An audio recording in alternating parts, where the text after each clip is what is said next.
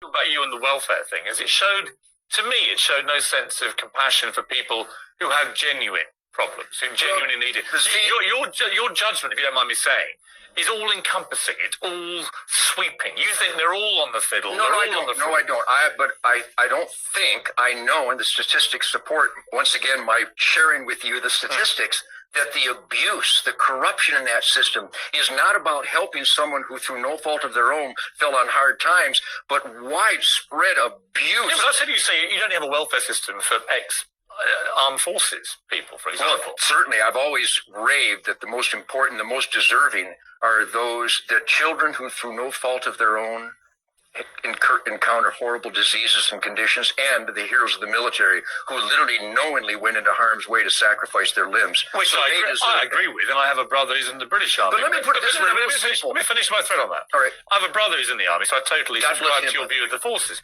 But that doesn't mean to say that they are any less susceptible to being corrupt when it comes to welfare than anybody else, does it? No, not at all. In fact, there's a lot of corruption, a lot of waste in even those government programs. I mean, I know a lot of guys, my wife and my family and I do charity work for military heroes all the time. And I got guys with no legs that went into that war on terror hellstorm knowing that they would probably not come out without any legs or arms, and maybe in a flag-draped coffin, but they went anyway because that's the warrior spirit that they have. And they're still waiting for their prosthetics. They're still waiting for the special wheelchair. But maybe there's some child rapist in prison who's getting a new liver transplant this week. That's the corruption, the abuse in the most outrageous. You're very pro the troops, and I get that. But you yourself, I mean, you dodged the draft. No, now see, I'm glad we're here on the Piers Morgan Show to set that straight for the 10 millionth time. No, I did not dodge the trap. I was 17. I was a clueless idiot, which most 17s qualify. I bet you were. I was quite smart. Being that as it may, no, I was enrolled in Oakland Community College. And I had a one-wide deferment. Did I register? And I registered. Did I volunteer? No. Should I have? Yes. Do you regret that? You know, I do regret it on one level. On the most important, fundamental level, is that I have a duty to earn this experiments in we the people's self-government. And I've spent my time, and I've intentionally put myself in harm's way going over to Iraq and Afghanistan, right into the hell zones of unnamed trenches and the Afghanistan danger zones.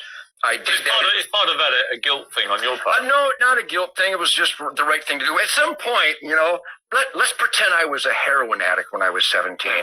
Would you bring that up if I've been clean and sober for 50 years? Probably, yeah. You're such a bastard. But see, I wouldn't.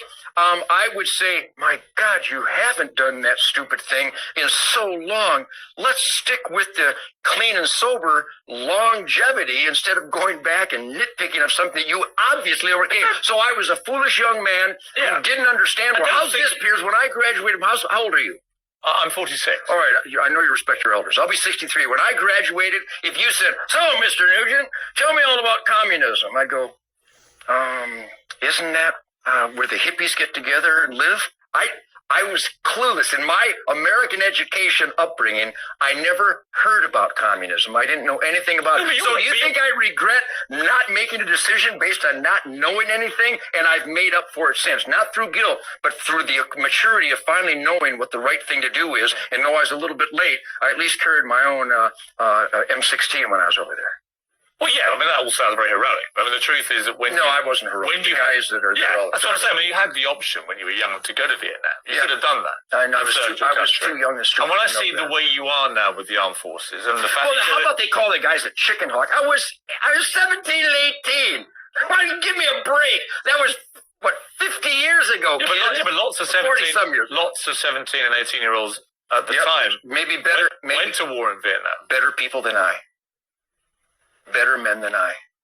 And so I just come back once more to the motivation for why you now do so much stuff.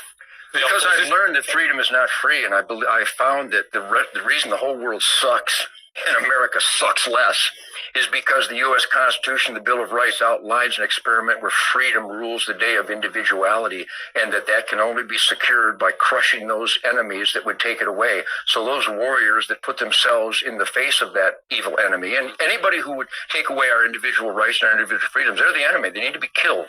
And the guys that went over and did that, They paid the ultimate sacrifice. I've done so many benefits for so many families of dead heroes of the military.